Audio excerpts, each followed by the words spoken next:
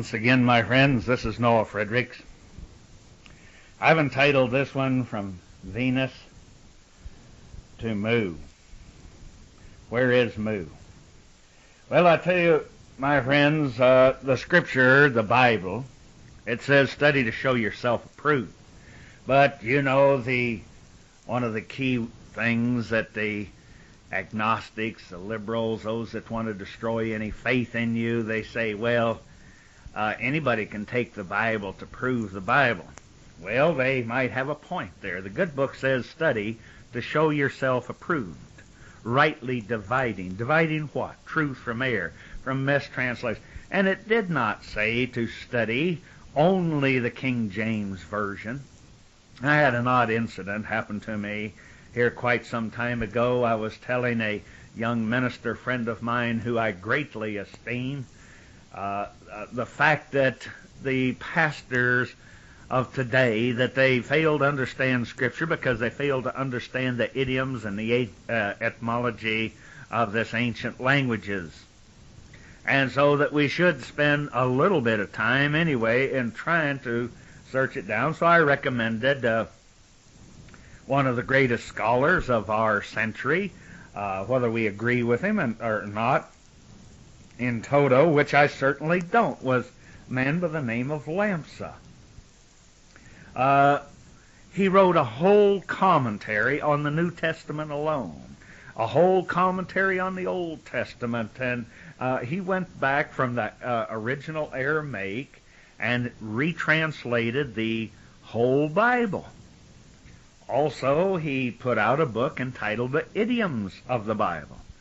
Now, I may not agree in toto with those, but this pastor, he put it in his newsletter, and he started to tout it among his parishioners. But you know the sad part of it, my friends, when you got a board and you have people giving you tithes and love offerings, which I don't have. Now, that leaves me free to say what I want. And if I lose a customer, that's too bad. I don't worry about it. At my age, I don't have time to do any compromising. In fact, I don't have time enough to do everything I'd like to, because I do some tabletop publishing, and I find as I go along from these letters that I get from people, I have failed, seemingly so, to understand that these people do not have a background in some of the simplest things. So I have to sit down and I have to backtrack and go back and send out books and recommend different things and send long letters, which I'm getting to the point I can't do that any longer because my shortage of money and shortage of help. But anyway, this man, I noticed in a short time thereafter, he put an apologetic note in one of his newsletters, and he said the idioms of the Bible was highly recommended by a man that he esteemed and all that flowery stuff. But, you know, you always got to watch for the but. Apparently, some of his parishioners or those on his board did not approve, so he apologized and he said, I personally did not look into it. I took my friend's advice on it, and I'm now dropping it. In other words, to appease the money people. But by the very same token, I assume that if you're listening to this tape or this album, you've already listened to the previous ones. And I think that through the understanding of the ancient idioms of the language, where I pointed out something that has been hid for several thousand years, and the North American has not understood since Christ, where it talks about the stone of Daniel. They could not conceive that what it was speaking of, where we pointed out the ancient Hebrews, the Chinese, and many of the other great civilizations and nations of people, they referred to the planets of heavens as stones. But in this one, the one in Daniel's where they speak of it was cut out without hands. In other words, no earthly man of this earth made it. Why'd they make that point? Because we have made some, and we do have some space stations up there. Now, you know, it's really odd how these religious people, they get all hacked off at you when you try to prove Ecclesiasticus. where it says, no, there is nothing new under the sun, no, not one. Now, that's a pretty bold statement. It says, whatever man invents, it says the ancient men of old already invented it. So I go through it and I try to prove it. Even of our greatest, most scientific achievements, I prove that this great Lord of space, who through his witnesses and his disciples and his prophets, put together the story found in the confines of these books called the Bible, or the Biblios, the books. They get all hacked off because it doesn't fit in with their little religious realm of understanding. So I pointed out that where Daniel was talking about this stone that was cut out without hands, and that it would come down. Now, whether it's not speaking of just the space station, or if you like, call it the sister planet, which I maintain is Venus, that is covered over with sulfur and space dervish and so forth. Just as Job said that it was disguised. Now, people can't handle that. Well, that's too bad. I'm sorry for them. But this man, he's so frustrated to the point, he put out a tape which I think is one of the most marvelous tapes I ever heard. And he said they talked about the men today didn't have any stones. Well, you understand gonads and you understand castration. And he went back and he understood that through scriptures you could not be a priest if you were wounded in the stones. In other words, if you were castrated or you could not reproduce, if you were not a whole man, you were not entitled to the priesthood.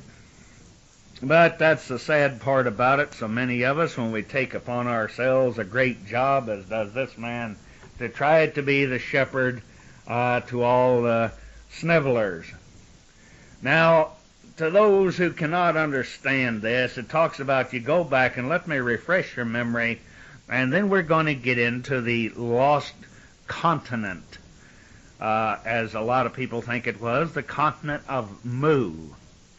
But I say, wherever it was, that its fugitives, yes, and I mean fugitives, just like Cain was driven off the face of the earth. And just like Adam and Eve, which I maintain was symbolic of ancient Aryan, Adamic, Semitic people who were to become the Anglo-Saxon, Celtic, Adamic, Nordic, Aryan, Teutonic, Lombardic, Germanic, Basque, and kindred people. And if I left some of you or your kinfolk out, I do apologize. But let's refresh ourselves just a tad here in Isaiah, the 13th chapter, and starting the 3rd verse. I have commanded my sanctified ones. Now, who are they? I have also called my mighty ones for mine anger, even them that rejoice in my highness. That doesn't mean like your highness. You see, this is the expression that's carried down through the Dark Age, and they forgot its original intent. Talking about his house, very high up in space, far above us. And he goes on to say, the noise of a tumult in the mountains, like a great people, a tumultuous noise of the kingdoms and of the nations gathered together. The Lord of hosts mustereth the host of the battle. Now listen closely to verse 5. You see what I said about mountains, it means somebody up high, and it talks about a great multitude, a great people, a tumultuous noise of the kingdoms of nations gathered together. In other words, different kinds of people and kindreds and tongues. Now, was he talking about outer space and the planets and of an ancient scenario or historical happening, or is he referring here to a future? This is not the point. This is not what we're going to argue. But the 5th verse, they, that's plural, friends. How many does that constitute? Came from a far country, from the end of heaven. End of heaven. In other words, let's use the modern term so we know what we're talking about. We're not talking about some ethereal, fourth dimension spook world. We're talking about something very real, that if you were projected into the past or into the future, you could see it with your carnal, physical eye. The shutters of these cameras that relate what is before you to your brain. But unfortunately, a lot of people haven't got the spiritual eyes, or they haven't got the brain to see it. It hasn't caught up with the 20th century. Now listen, they come from a far country, from the end of heaven or outer space. Even the Lord and the weapons of his indignation to destroy the whole land. We've explained to you, you've got to be very careful of this word land. It means errats, which can be applicable to that land or that country. Also a world, or meaning planets. Now he says in the 6th verse, Howl ye, for the day of the Lord is at hand. It shall come as a destruction from the Almighty. Well, it goes on to say that their faces shall be as flames. Verse 8, we've explained that. The face, it means the side of something that is turning. 9th verse, Behold, the day of the Lord cometh cruel, both with wrath and fierce anger, to lay the land desolate. He shall destroy the sinners thereof out of it. For the stars of heaven and the constellations thereof shall not give their light, and the sun shall be darkened in his going forth, and the moon shall not cause her light to shine. And he goes on the 13th verse. There's a lot of this. You ought to go back and read it for yourself. And it says, I will shake the heavens and the earth. They shall be removed out of their place in the wrath of the Lord of hosts, and in the day of his fierce anger.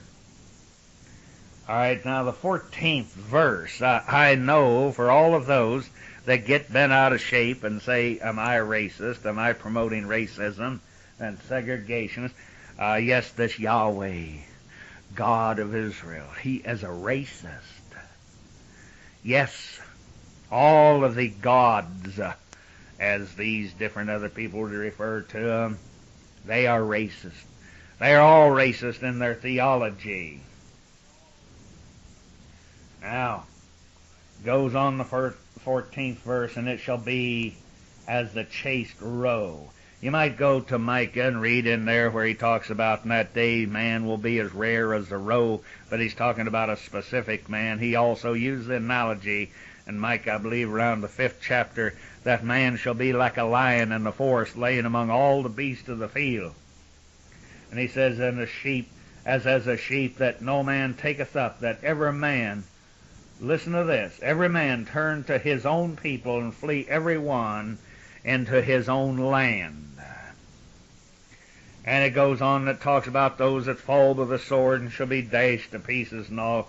From the prophetic description there, you better, well, I don't know, I was going to say you better pray to God that was in the past. But you know, my friends, here's a neglected verse. You might get your concordance out and look it up. It says that the kingdom of God shall be brought in with great violence. So what is the point of all of this? Man has lost his identity. Over the past I read an article that went back, a little pamphlet that went back 150 years ago, and it came out of Canada. And there was a group of people that were very similar to the British Israel people, who the older ones are dying out. There's a few diehards left, and I say God bless them. I'm not knocking them, but they are Anglo-Saxon. They're the white wasp Protestant, white Anglo-Saxon Protestants, and they believed and they proved beyond a shadow of a doubt, as far as I'm concerned, that the people of the British Isles and of England and of Europe and all, that they were the true Israel of the Bible, and they called their group identity. Well, then they seemed to fade into oblivion, or they took on other names, or whatever happened to them, but there was always a select few down through the different ages this was passed on to. And then along in the, I would say back in the 40s and the 50s, there arose another group of people. And then along in the early 60s, there was a big movement, and many different splinter groups are calling themselves identity. And you see, this caused a lot of consternation amongst the federal government and among the church world, the liberal church world, and the Jewish sector, and there was animosity among many different groups.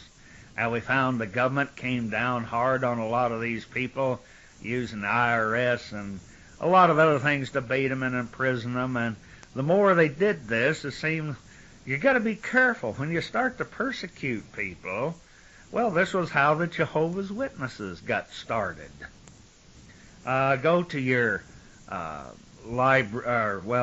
your religious bookstores. I think some of them carry the book. I was a Watchtower slave for 40 years or whatever, and they use the persecution bit.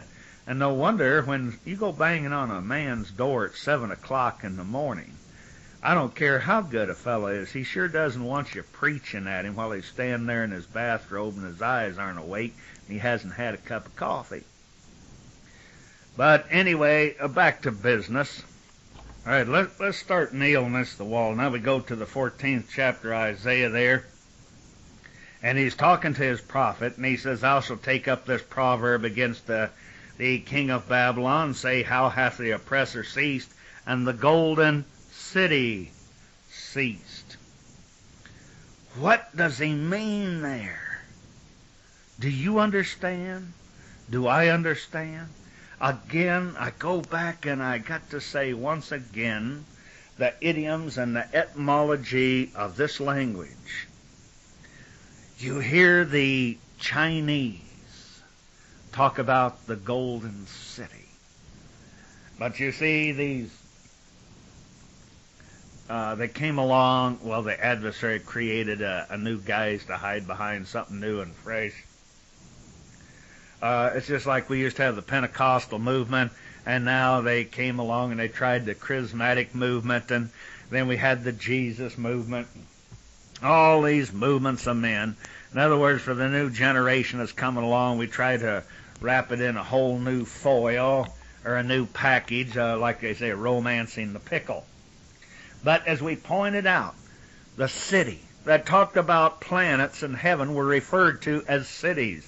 They were referred to as stones. They were referred to as trees.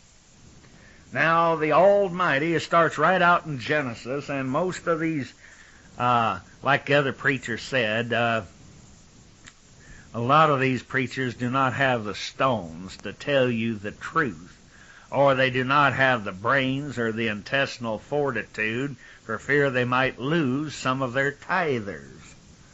Well, anyway, let's keep that in mind, and I'm just trying to refresh you and tie some things in together here. Now we go over to the 12th chapter of Isaiah 14. How art thou fallen from heaven? In other words, how did you come down here from space, without breaking down all of the ancient words here?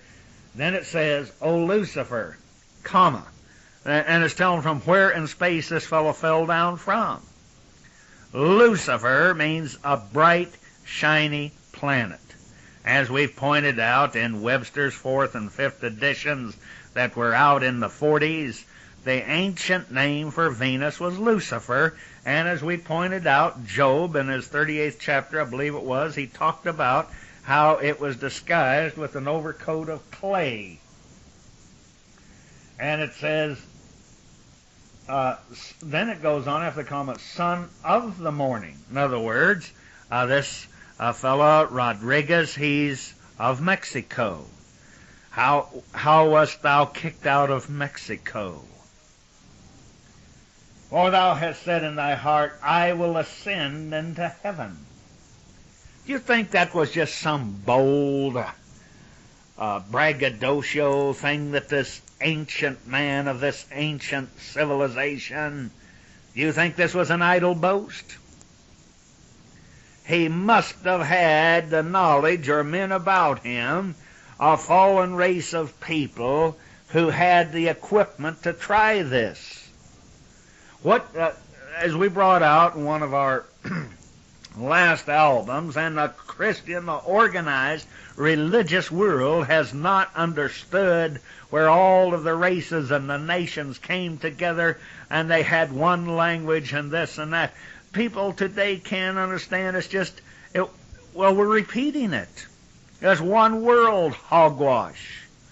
And they were building this tower. It was not a tower you climb into heaven. My God, they were not idiots, and we'd have to be an idiot to believe a hucky-pucky story like that. And then the religious world runs all over the whole dang world trying to find somewhere that they can prove that here was some bricks and mortars, and they were, oh, good Lord. Between that and the Cecil B. DeMille movies, they've made a generation, or several generations of idiots out of us, because that's the closest to God in the Bible we get, as these damnable Hollywood productions of some oily hanky head.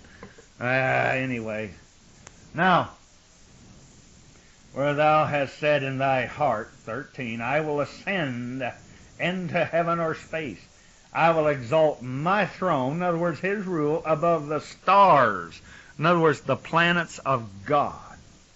I will set also upon, now listen, upon the mount of the congregation. In other words, he's talking about a mount. We went into mount ships, and we went into space station, and now he talks about a great congregation that's in this mount. In the sides of the north, I will ascend above the heights of the clouds. I will be like the Most High, yet thou shalt be brought down to hell to the sides of the earth. Well, you see, the morning star has also been called the evening star. It's been called many other things. Now, but we go back and we also referred to you in the ancient days of antiquity over in Ezekiel there, where it talks about in the, let's see, it was the 14th chapter in the 14th verse. And this is repeated many times over and over, where it be so redundant that if your little child in the 7th or 8th grade was to turn in a paper to his teacher like this, he would be, well, he'd be receiving an F, or whatever they give him nowadays. Though these three men, Noah, Daniel, and Job, were in it, it's talking about something of great antiquity. It's talking about a great war and a great judgment upon a people. Now, I would like to take you to, as we've pointed out, that this great king of Babylon and the one that was called Satan and so forth, we've pointed out in other tapes how all of this great trafficking went on in outer space. This guy was a wheeler and dealer that took in several planets, and he talks about his precious gold and jewels and silver and the very things today that the adversary and those especially that do not want God's rule, their hearts are turned to gold and silver and precious jewels and so forth.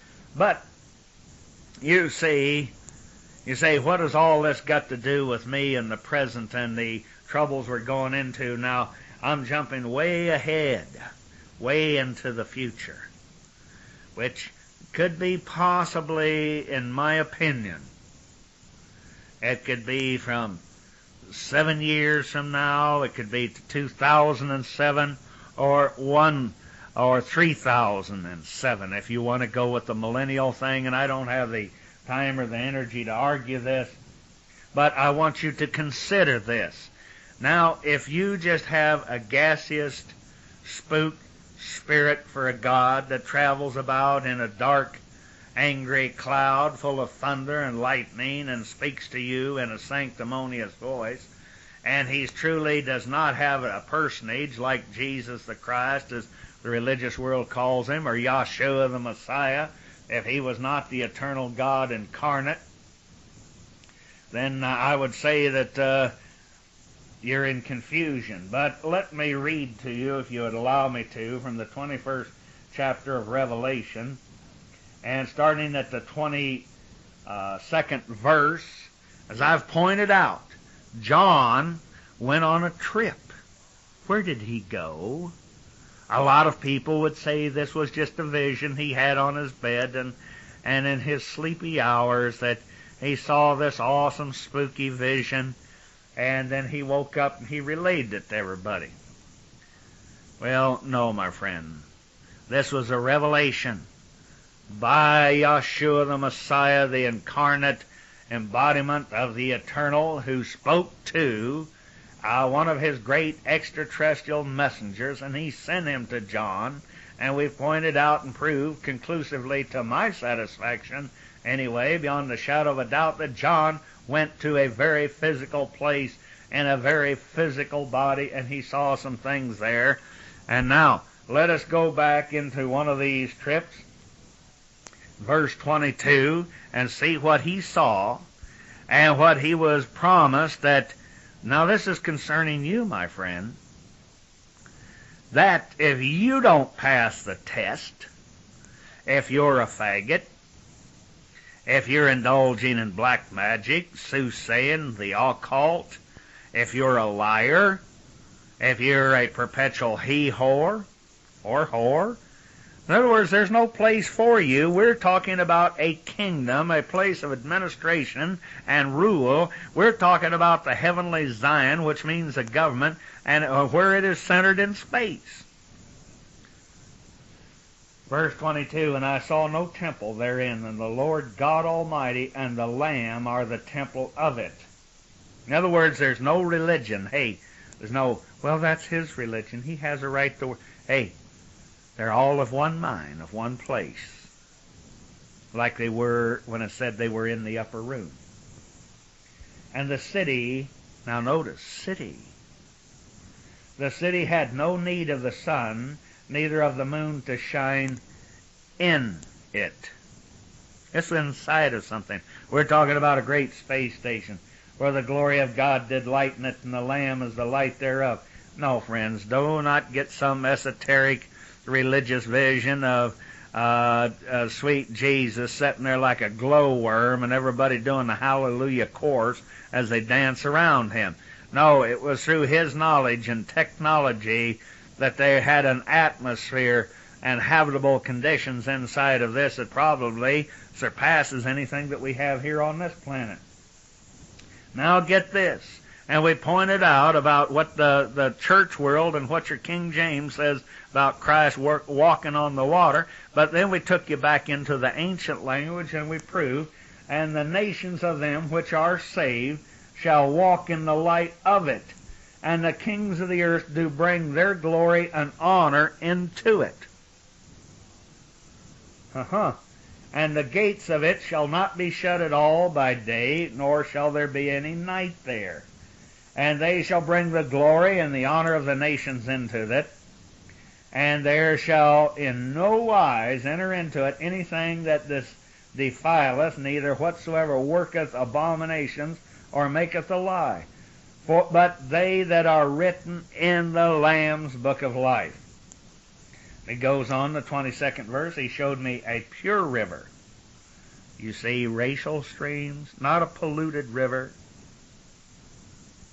Let's see. And he showed me a pure river of water of life, clear as crystal, proceeding out of the throne of God and the Lamb. Now, where's the throne? We just talked about it. We spent the last 12 tapes, I believe, proving it. And in the midst of the street of it, and on either side of the river, there was the tree of life, which bore 12 manner of fruit. And it goes on to say, and the leaves of the trees are for the healing of the nation. Now, if you are truly one of these members of the 12 tribes, not just this one little group over here calls himself Judah, and they say they were God's chosen honey. Hey, well, in reality, he had 13 tribes. We all know that. But the leaves of the trees are for the healing of the nation. And once again, I must remind you, pastors, and even you elders on the board, that the leaves of the tree, we're talking about a family tree, like Yahweh said, in my garden, the garden of God, the garden of Eden, pertaining to, belonging to, being part of. This was the headquarters of the big sharecropper. that owned all of this land, in this instance as planets, referred to as trees. But among all of these planets, as they were in communication and could cohabitate with one another, this was permissible, except for one tree in particular, the tree of knowledge of good and evil. Well, there needs to be a lot more research done on that. But I believe that this was an Asiatic or possibly a Eurasian tree. But let us go back, and you say, okay, you're always trying to shove the Bible down our throat. But let's look outside of it.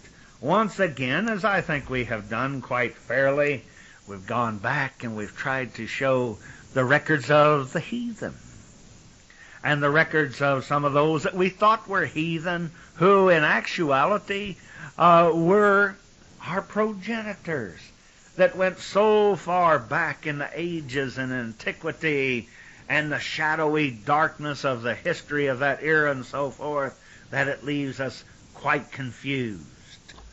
Allow me to take you back now to 1931, approximately 60 years ago. There was a book came out that was pretty much the life works of a fellow by the name of James Churchward. And it was entitled The Lost Continent of Mu. And in the ensuing years thereafter, right up until 1953, as far as I know, it may have been reprinted since then, people were quite interested. They were becoming acquainted with ancient civilizations, and I'm sure there was quite a protest and outcry, a stirring from the religious world because of some of the conclusions that this man came up with, when all outward appearances it would appear so that this newfound evidence was diametrically opposed to our Bible. So we couldn't have that. But now let's go back to before 1931. That's Colonel James Churchward. He was the author of this first book, and he, when he first went to India, he was a young man. This went clear back to 1868. And it was shortly thereafter when he arrived, he was assigned to central India to assist in a famine relief.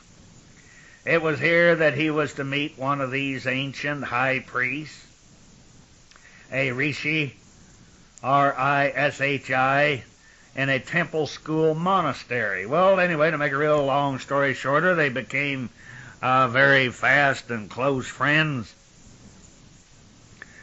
And he was to introduce this James Churchward. He introduced him to evidence of ancient tablets that had been hidden for thousands of years in temple vaults.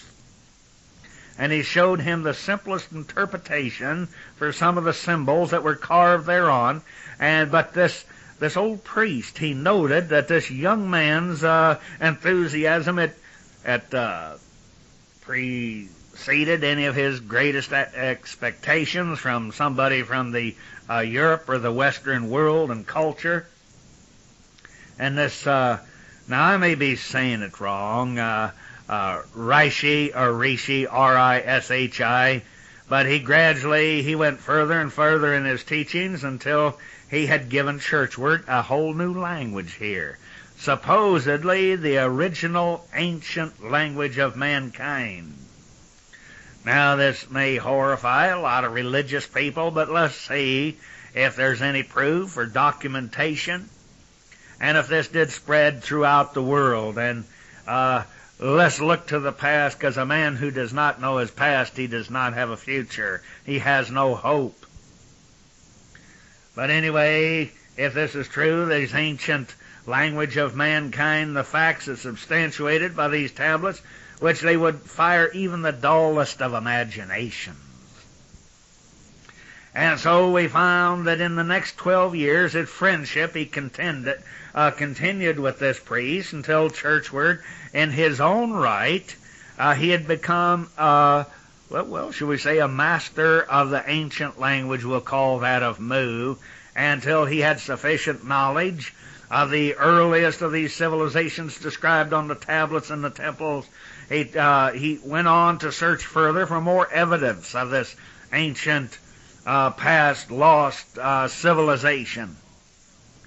It was thus that he followed clues that given him from these tablets. At about 1880, the colonel, he was an English colonel, he left India for the South Seas, the Carolina Islands to be exact, and he started to and continued to search for further proof of this lost ancient civilization of Mu. Now, evidence discovered on rock carvings, read correctly for the first time, or so they claimed, as he believed, that since the fall of Mu, it led him further in his search.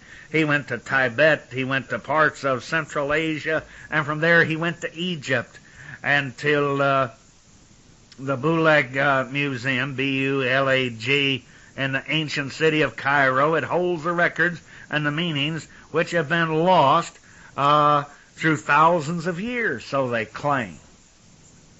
Now, a lot of people, now just hang on there before you get all bent out of shape. I know that if you're trying to be a Christian, if you're trying to be an honest student, and you say this does not fit in, this destroys about, not so, my friend, not so. A lot of times we read things, but we do not understand what we read.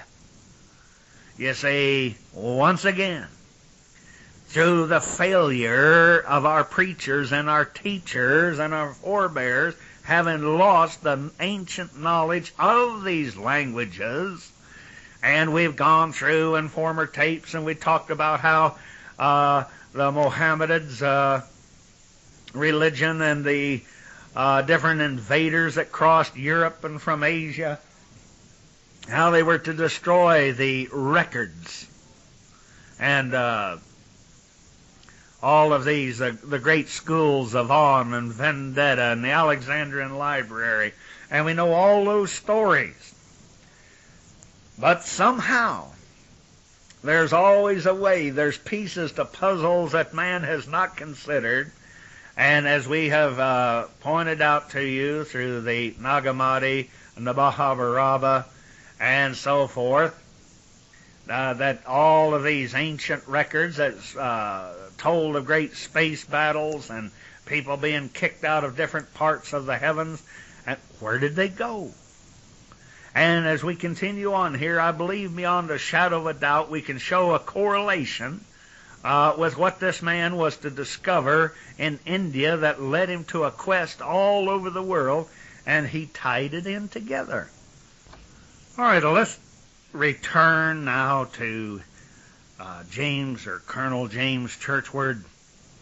Let's go with him back to the year about 1885, and we follow him on his trek or his search that led him to Siberia and to the valley of Lena, L-E-N-A.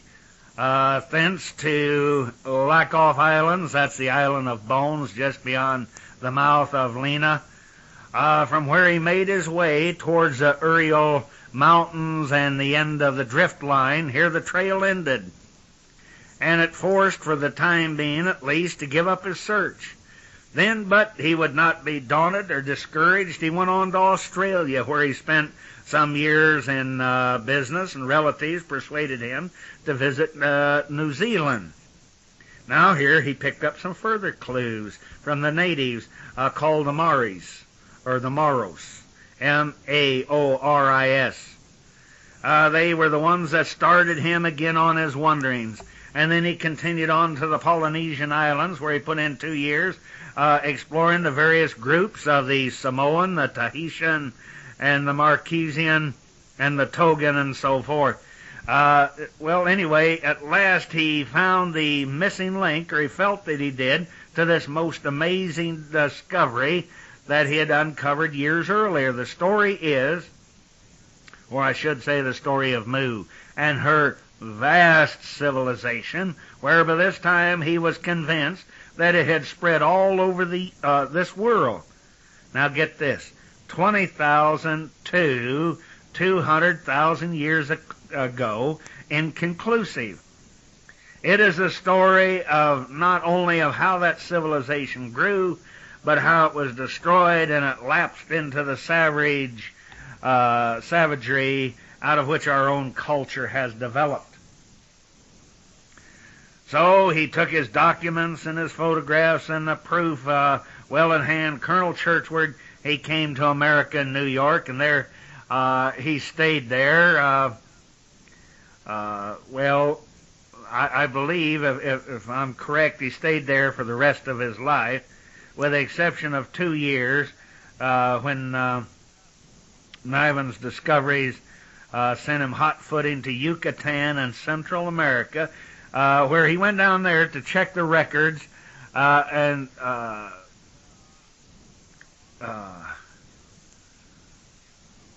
other words, to compare them with the other evidence that he had found the world over. Now, as I had told you, I think I spoke to you folks previously in other albums and so forth, how that I had spent over 2 years of my life in Central and South America, and very much like, I'm not comparing myself to von Däniken or any of these other people, but as I said, it is possibly my opinion, I'm open, that the so-called cradle of civilization, it was possibly in the plains and the areas of Peru and Mexico. Because I believe that the evidence of and we're going to prove from this man's work here, that the Anglo-Saxon man is literally a Johnny-come-lately. Or I think I can prove this by this man's discoveries.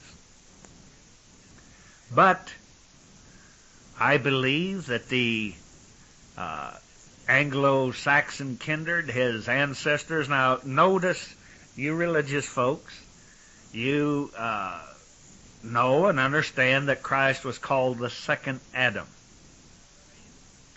because he's speaking of the previous Adam that came here to this world, that was supposed to establish law and order and the kingdom of the Almighty.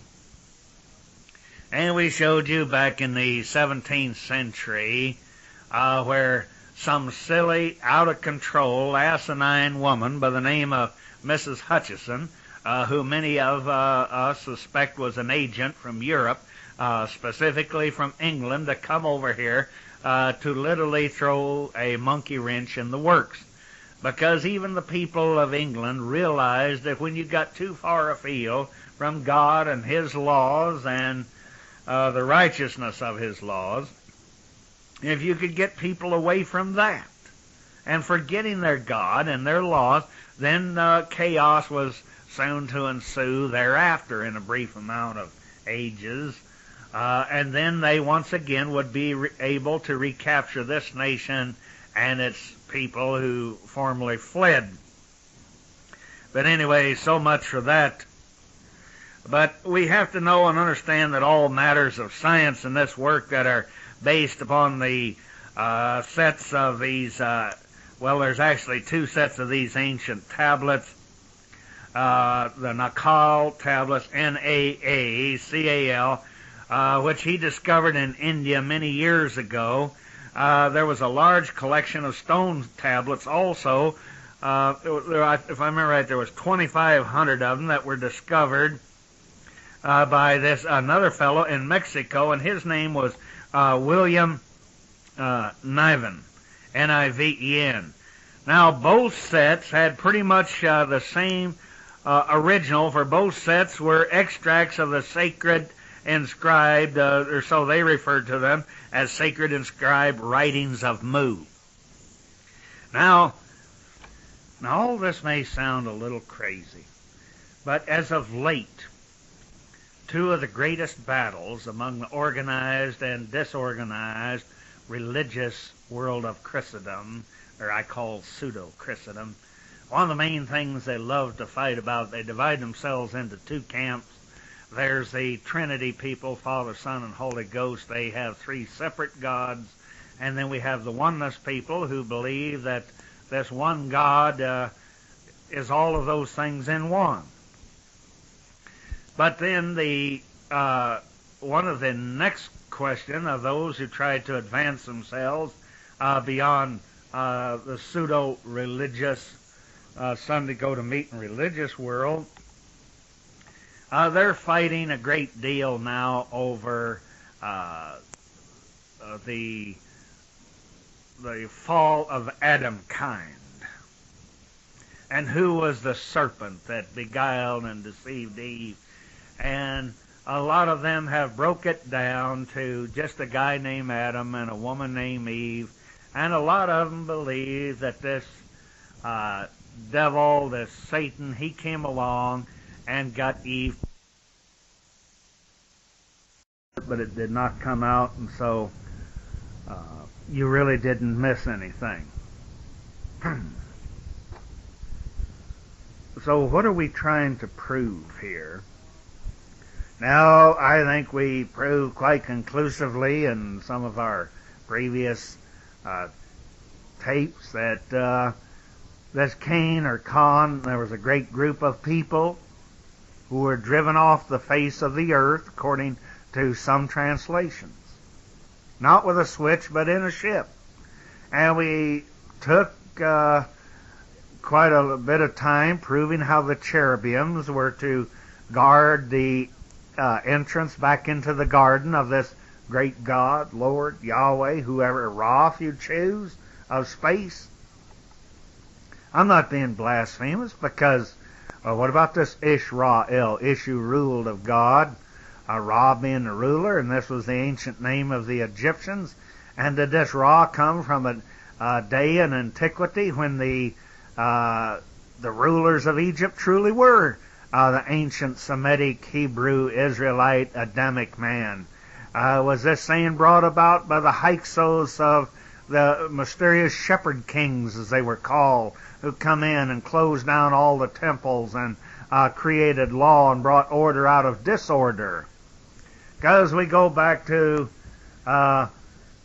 Jeremiah, I believe, the 4th chapter, who informs us as to the 2nd verse of Genesis. And it talks about there was chaos upon the face of the earth. And as we said, Jeremiah in that 4th chapter, he goes on and he talks about it was cities that were broken down and how some of these lower bred people, fallen angels, if you like, they were driven out to live among the rocks. Well, until we came to the understanding of rocks and cities and the ancient idioms, were these heathens not driven out of a series of planets, if you like, and that they were to dwell on other planets, and that they were to serve as a sentence, if you like, until at such time that species in time would prove itself worthy to be reunited once again with the confederation of this great and righteous Lord of space? Or would they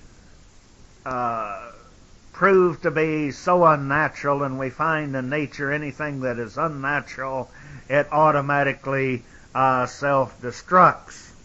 Now, for those who would say that sounds very strange, well, what about this star man, the one that the shepherds were guided by a great light, who came to the manger of this mysterious child who was born under very certain strange circumstances? As many believe, fulfilling Isaiah 9 and 6, unto us a child was born, the mighty God, the everlasting Father, the Prince of Peace, and the government shall be upon his shoulders. Because he was the government. He was from Zion. He built Zion. He wrote Zion. He directed Zion. Now it says that he came to redeem us. My friend, you cannot come to my house and redeem your hat unless you were there before and you left the hat. You cannot come back to redeem your child or your dog unless you left it there. And also he went on to say, in the Father's house there are many mansions. As we explained, places, habitable places, places of abode. Now, so much for that. Let's go back and see if there isn't confirmation of this, where we go back and we find that this man, he claimed that there's the Nakal tablets that he discovered in India, and so he was to take a journey to Mexico to look into another man's discovery. And he found that these sets had the same original, for both sets, he claimed, were extracts from the sacred inspired writings of Mu. What they call the Nakal tablets, they were written with the what he entitled the Nega symbol and characteristics, and legend says that they were written in the motherland. Now, my friends, where was this motherland? Keeping in mind this Cain, Khan, which I say was a great bunch of people that were kicked out. And I believe that a big part of them came to this world, possibly on other worlds. But here, they were kicked out. They came here. They were given a second chance to start civilization, see if they could redeem their way back. But, as we pointed out, how Nagasaki, Hiroshima, they were both bombed. And we pointed out how Revelations tells us, in essence, they still didn't repent. They still didn't return to the true God. They were still after the children of God.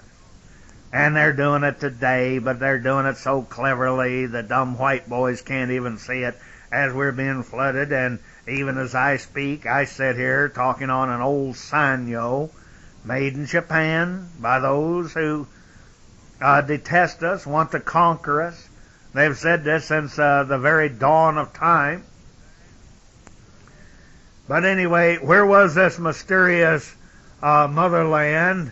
And we find that he went on to say that these Nakal tablets that were written with the Nagos symbols and characters, and they were written in the motherland, he claimed, and they were first brought to Burma and then to India. And everybody used to think that India was the most ancient of civilizations, that this was the motherland. He went on to say, and he attested to the fact that these were of extreme age, by the fact that the history says that the Nakals, they left Burma more than 15,000 years ago. Now, a lot of people, we've pointed out, we're in the very beginning of the Bible, it talks about days. And we proved that through Fenton and other translations, through a good concordance, it talked about age, eon, or by time periods. And so then we find that the Mexican tablets, they, when they were written problematically, that they are mostly written in the north of, or in the northern part, or what they called sugar. I could be pronouncing this wrong, but it was spelled Uighur. The Uyghur symbols and characters.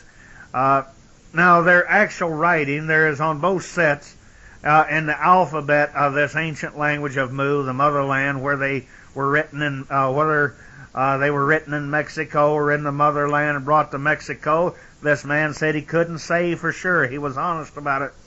He said they are, however, over 12,000 years old. Now, back in the time period in which he wrote this, they did not have a radiocarbon, carbon-14 test, and so forth. And then later on, we found that these were not even accurate. And as we get into this, we will find upon what and why and how he bases this great age of antiquity, which supersedes and precedes the records written in our Bible, supposedly. Now, he said that they were over 12,000 years old, as shown by some of the tablets, And it was among the Mexican tablets he found several speaking of Mu. And now, you remember when I got into the Chaldean account of the flood, and I showed that there is some very mysterious and strange things in your King James version of your account of the flood, where it talks about his ship was lifted up between heaven and earth. It didn't say it was lifted up by the water. It shows that there's been a lot of tampering going on, and, well, anyway, I'm getting ahead of myself. And now, it was among the Mexican tablets he said he found several of them that were speaking of Mu, and others that supplied missing links to the Nakal, as he calls it, N-A-A-C-A-L, tale of creation. Now we know we have the King James Version, and we go back and we've tried to correct some of those things, and why people are misunderstood it, and why a lot of people won't read the Bible because of those who claim to be of authority tell us such nonsense that doesn't compute to an intelligent man. Then he went on, speaking of their tale of creation, he said that I have added to the text of this edition of Mu. He went on because I did a lot of research in the further editions, and he went on and he gave the reason for his dissection and decipherings and his different translations. Now, some of the subjects embodied in the American tablets are the account of creation. He goes into minute detail in life and its origin, as it's minutely given the origin and workings of the what these ancients they call the four great cosmic forces. Now you say, well, this sounds like a bunch of foolish heathen poppycock. But what is this? The church world talks about the holy city of God, the city that's four square. And we find mentions of numbers and numerals and times and dates and mathematics, which alludes us educated, sophisticated, intelligent, scientific people. Why is that? Because we have lost the old knowledge. So we find that, pardon me, there was over 1,000 tablets that are devoted to the subject, and last but not least, the creation of woman. You see, I'm not disturbed by this. You see, because I know that there's a lot here that I'm not able to tell you because I don't understand. Because this is of an age so far removed of ancient antiquity. But I am suspicious and do know and understand, as we have alluded in past chapters, we go back, one of the most fantastic books in the world is the book of Job. And I think that Friar Fenton came the closest on it. That it is as he stated, it is the longest parable in the whole Bible. It's the most mysterious, and I say that it precedes Genesis and probably all the other books in the world, even going back to the days of Gilgamesh. And I think, as we're going to prove by this man's discoveries, and he knew and he understand that Moses visited Sinai, and he brought back evidence from there, but he was under the opinion that that Moses brought back evidence from ancient writings from these other cultures and all. No, I don't believe so. But we know that there is a lot there that we're definitely missing. Now, some of the subjects that are embodied in, say, the Americas, in Central and South America, the tablets, as I say, they're on creation, and they go in, well, let's see, I already covered that, speaking of woman. And then we find the Nakal tablets, which he said he came across in the while traveling in the Orient, that they were only fragments of various subjects of many missing links. Now he's talking about links between the different species of mankind and ancient civilizations. And we find the Mexican tablets not only confirm those of the ancient Nakal, but supply many of the missing links, and he spent many years, as far as possible, in experimentation, that the facts that set forth in these tablets were true. And he went on to, this man spent 50 years of his life in investigation and research and exploration to prove that what he found written on these intensely interesting Nakal tablets, he said that he had yet to find the first one that was wrong. Now, he found a great tie-in here between those of the Orient and of India and of Burma and the Americas. He said that the Mexican, like the Nakal, indubitably establishes, he says, to my satisfaction, that at one time the earth had been incalculably an ancient civilization which was in many respects superior to our own. Now, he said this way back in the early 30s. Can you imagine? And he said far in advance of us in some important essentials which the modern world is just beginning to have cognizance of. Now, these tablets, with other ancient records, he claimed that they bore witness to the amazing fact that the civilization, now get this, the civilizations of India, Babylon, Persia, Egypt, and Yucatan were but the dying embers of the first great civilization. I think that they possibly go back in antiquity much farther than this man ever dreamed. That this was the dying embers of a civilization that started not only and spread out into these areas, but they were a fugitive and a vagabond from space. Now we find that he went back as he researched the Oriental Nakal tablets, which formed the foundation of his first edition of his book, which was a wonderful history of past or ancient man. And Niven's Mexican stone tablets were equally wonderful and instructive, if not more so. They confirmed that his contentions that they were the oldest records of man, and that they were even older than those that presupposed by you and I, possibly, and a lot of other people that were found in Egypt or in the valley of the Euphrates, but they were right here. Just he agrees with what I did. That and I believed this long before I ever got into this man's history or writings, that he believed that they were right here under our nose in the Americas and in the Orient, where Mu planted her first colonies. Now, I'm quoting, that's his word, where Mu planted her first colonies. But you've got to give the guy a little slack. He was born in the mid-1800s.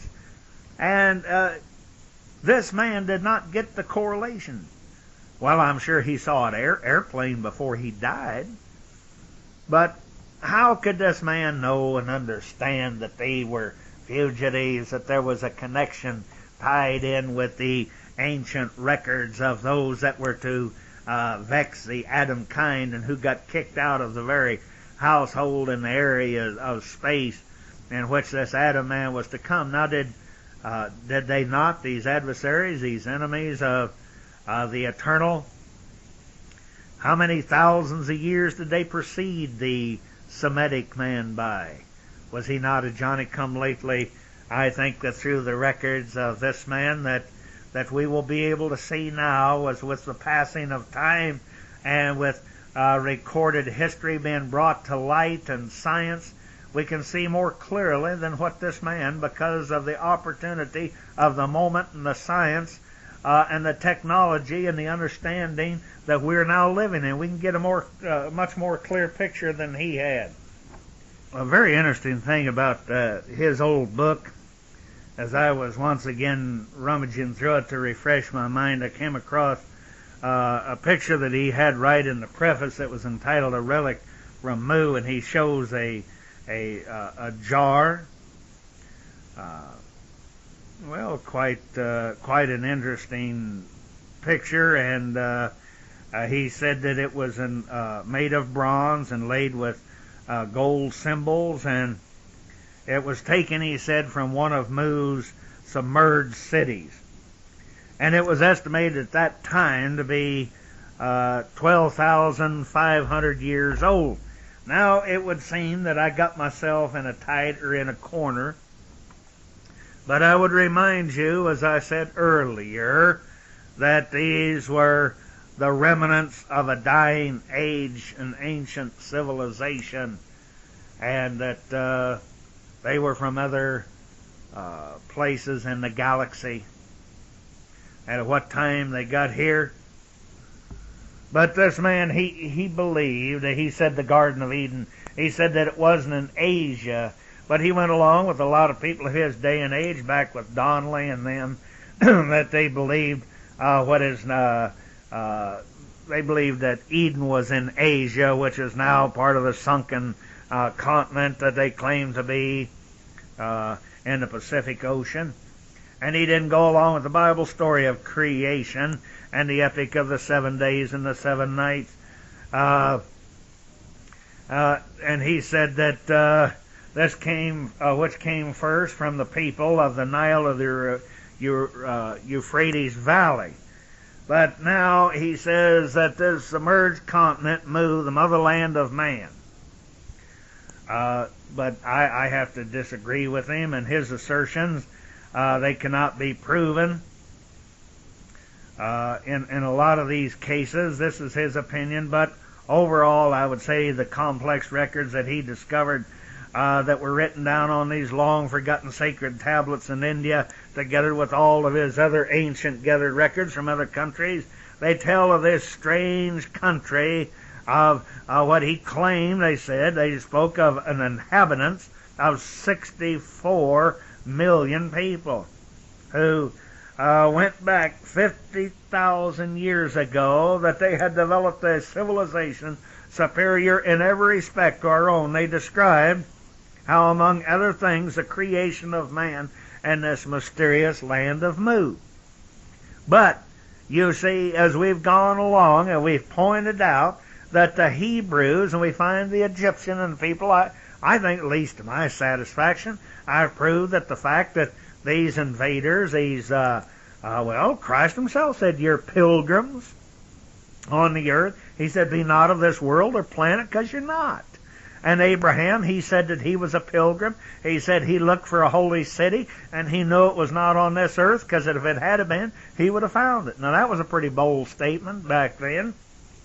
But, you see, these people were merely colonizers, naming places on this earth as Mu, and those belonging to Mu.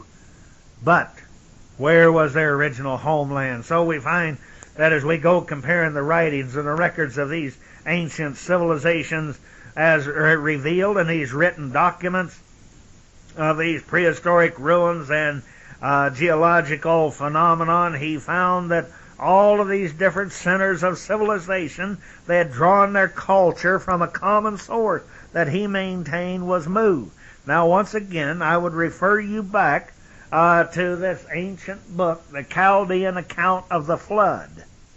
And I do not believe it was on this earth. But whether I'm right or wrong, at least let's walk down the road together, let's reason together, because in this Chaldean account, they talk about the ancient civilizations of Mu and a lot of other civilizations that I believe that prove some of these stories of Atlantis and so forth. But anyway,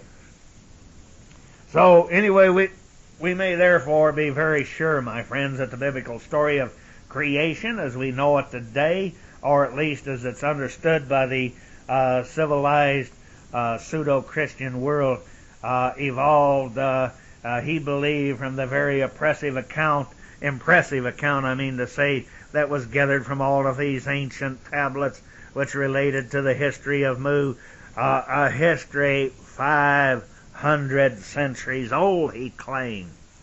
But I think we're going to take his own works that I will quote from periodically, and I go back and prove to you and him, if he were alive, that if he just looked at his own evidence and understood these parts that he couldn't understand at his time, but now we do, that in essence he was correct. He got them from the very same source. The same source that Moses did. So as we follow him and his tail back, the colonel here, going back approximately a century, it was, as we said before, they were having, well, it was over a century ago, they were having a famine in India, and he was assisting in the relief work, and as we pointed out before, he met this priest in one of their so-called high temples, and he said he didn't know it at first, but he was exceedingly interested in archaeology and the records of the ancients, and as he felt that they had a greater knowledge of this subject than any other living man. And then one day he was trying to decipher, a particular bas relief that he took an interest in. This priest, he brought about some more things for the man to look into. And in other words, they started a very fast and deep friendship. He's one greater than he had ever known or any other previous affiliation that he had with any other man. But that be as it may, he studied very diligently this dead language, like they call in school you had to study Latin if you're as old as I am, although I sidestepped it, unfortunately for me. But anyway, this priest he made friends with over there, he started to tutor him and teach him in one of the ancient tongues that he figured that was the most ancient of all languages of mankind.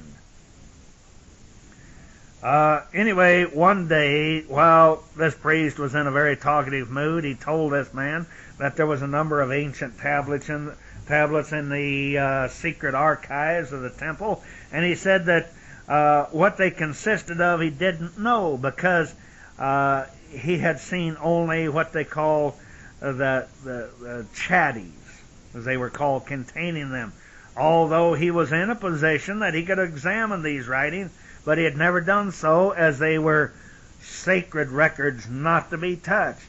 So he had been taught and was superstitious. He had been taught this by his predecessors. But anyway, in discussing these secret writings, he added something that sent this man's curiosity into a high pitch.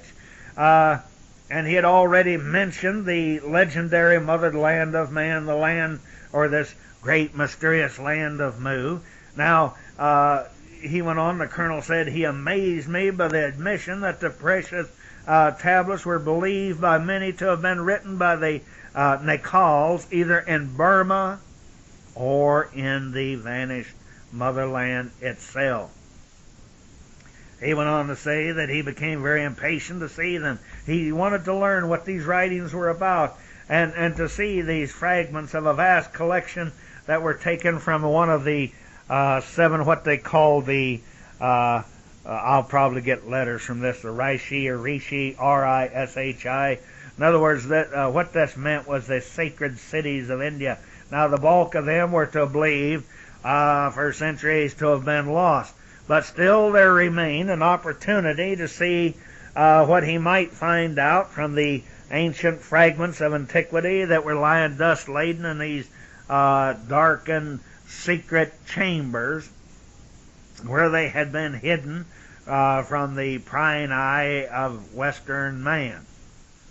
Now, were these people, a lot of these ancient people of India, they were people, the dark ones. If you ever read the ancient book of the Manu, which was an Aryan type of people, I can't be sure that they were the Adamic peoples of today, but they called a lot of these darker people and the mixed people, they called them the Zamboi. And they said that if one of them was to break wind within your presence, that you were summarily to run him through with a sword. That's how little the life of these ancient pre-Adamic people meant to these high caste people who wrote the book of Manu, which is very similar in many ways to the Christian Bible.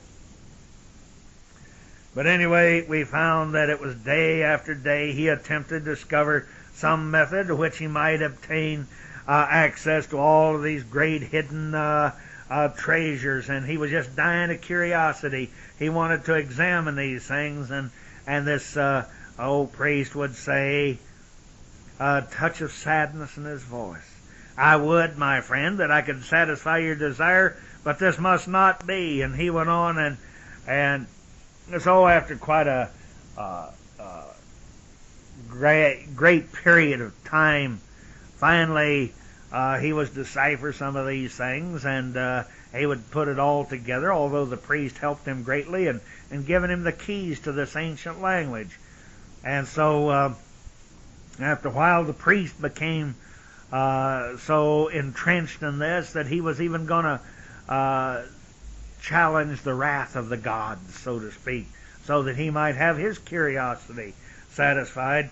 Anyway, he was realizing that he had unearthed secrets of great importance of the eludation, shall we say, or the eluding of the eternal problem, man. He went on to say, "I sought the lost tablets, but without success," because he had found some, as I tried to explain here, but they were incomplete. And so he kept baiting this priest. He said, "I sought the lost tablets without much success." He said, "I carried letters of introduction to high priests of temples throughout India. In every instance, he was received with coldness and suspicion." Well, see, first of all, this man was not aware that these people of this ancient land, that they were opposed to, diametrically opposed, and hated the white man with a perfect passion. But I did neglect one point here, where the priest, he said, "My son, I feel that a sacred warning was sent to me through your voice to safeguard the relics."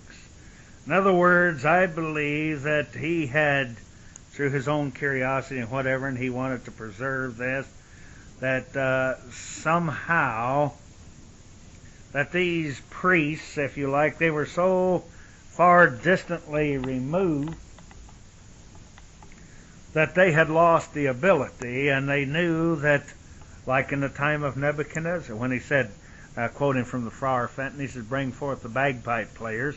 I know your King James Version says, "Bring forth the musicians," because if you realize who the bagpipe players were, the Irish and the Scotch and the Germanic people were the only ones that ever played the bagpipe.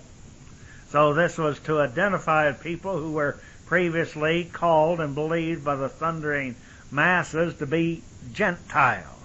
But you watch the preacher get all bent out of shape when you say, "Where'd the Gentiles come from?"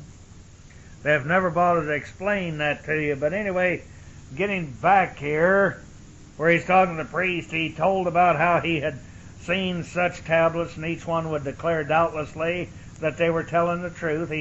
And he went on to say, like his friend, this fellow he had made the priest, his friend, he said had probably only looked at the containers, though, but due to their ignorance and superstition for eons and time periods, we'll never know how many thousands of years they laid there. And through superstition and ignorance, they'd got to the point they couldn't decipher the things, so they let them lay there. But they needed the technology and the science and the understanding and the brain power of the Western man.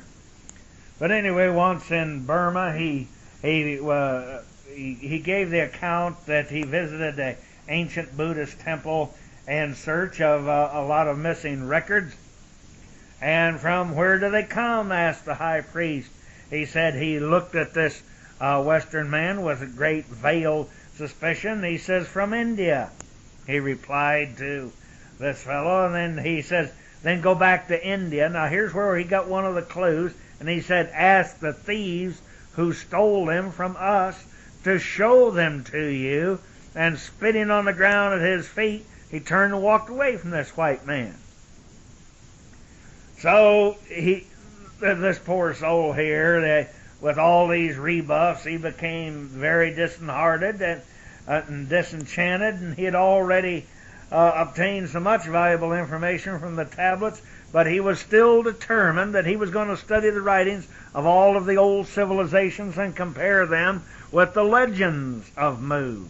And this he did, and he found the civilizations of the early, now just like I've said in previous albums, he said that he had found the civilizations of the early Greeks and the Chaldeans and the Babylonians and the Persians and the Egyptians and the Hindus had been definitely preceded by this civilization of Mu.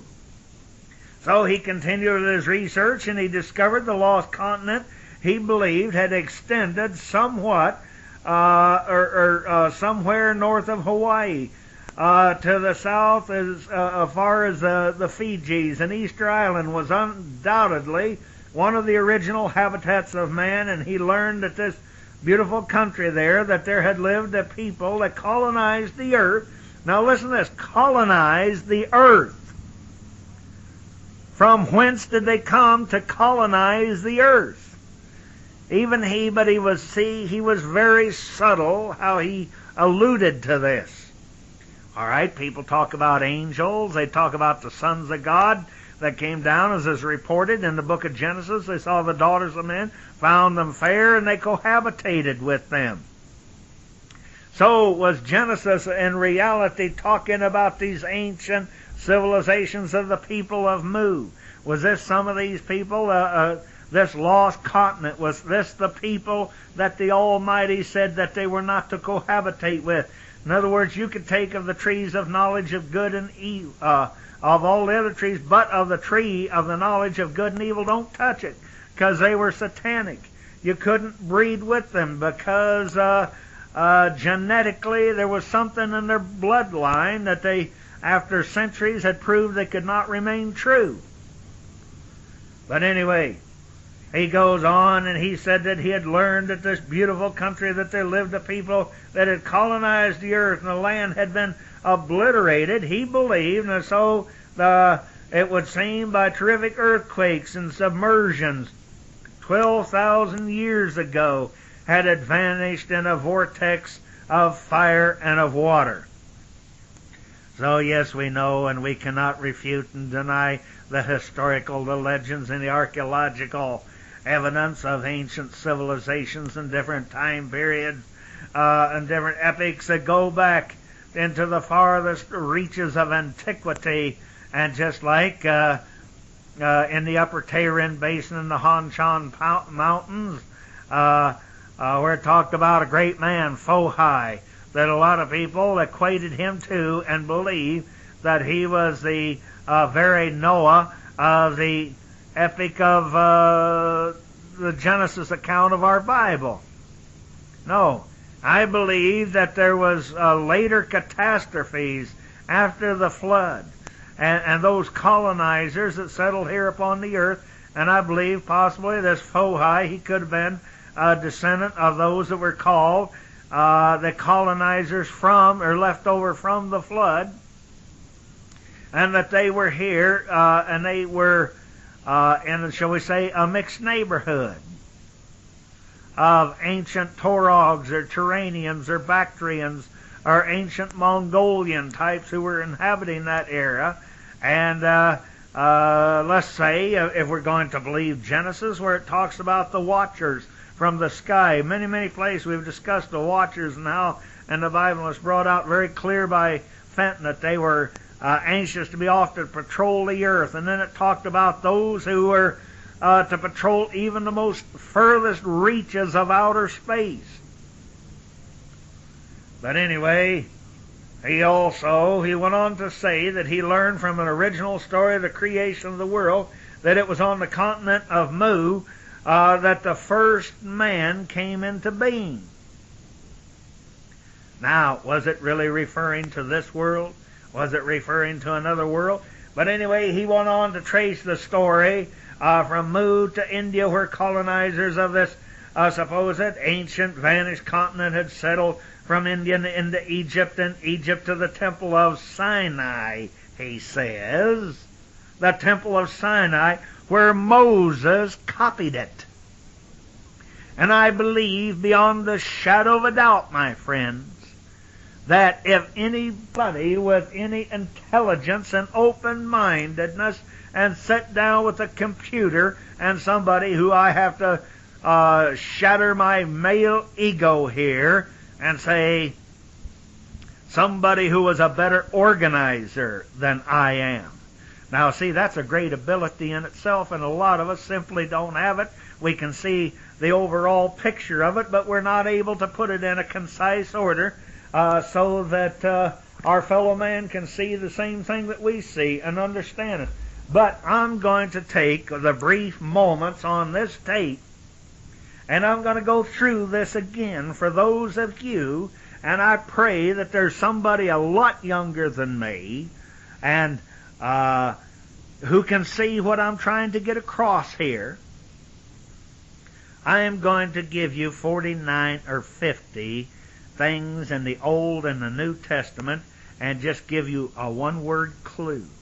And I guarantee you, if you will keep an open mind and you will follow these things through, you will see one of the greatest ancient mysteries of this world, past worlds, and worlds to come. You will see it unfold before your very eyes. Take the word. I'm going to give you 49 or 50 different names here of the space station of this eternal great Lord ever living of space. 1, Bethel. 2, Luz. Table. Pillar of fire and smoke. Rock. Altar. Holy city. Holy place. Holy of holies. Temple. House. Home. City of God. Heavenly Jerusalem. Bride, as is spoken of or referred to in Revelation.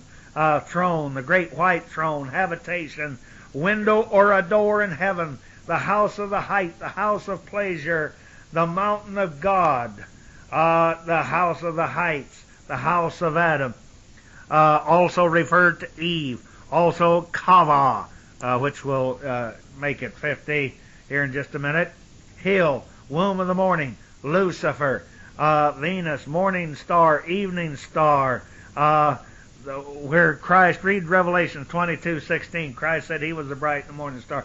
I say also they were taken to, and this is and was the Mount of Transfiguration, and where the Savior came from, of Zion.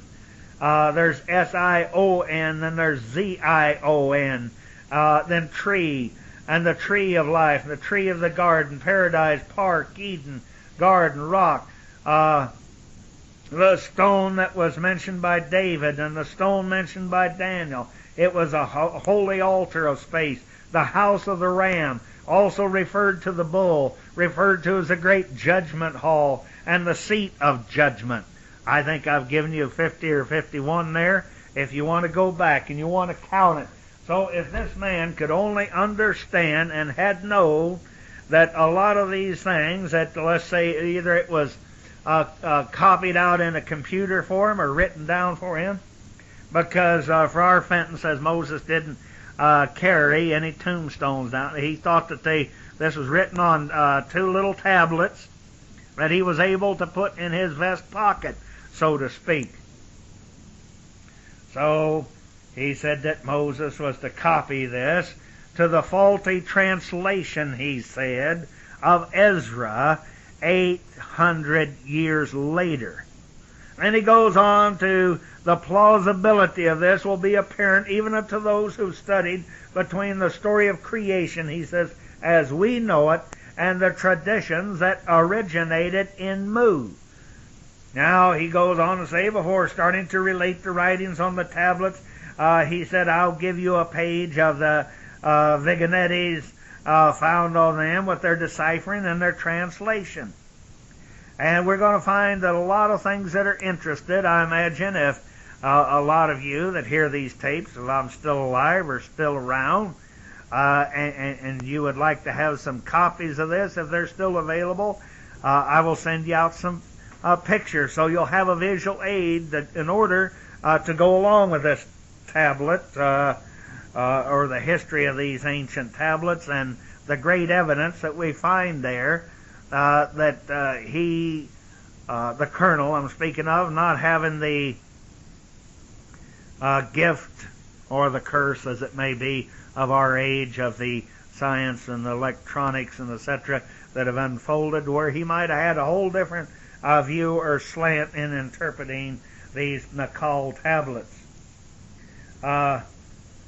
He goes on to say in the Vignette, a fine, straight, horizontal line, he said that it represented it represented space.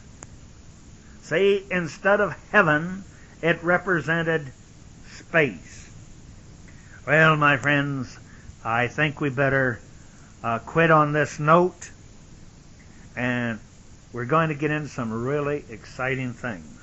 So in case you should lose any of your tapes, write to us, Pilgrim Ships, P.O. Box 1086, Lakeview, Missouri, 65737, and we thank you so much for listening. And if you would like to help us with this, and you think it's interesting, and other books, then spread the word. Share them with a friend. And write to us for a new book list, because we're constantly adding to our books in order to try to wake man up as to who he is and from whence he came. Thank you, my friends.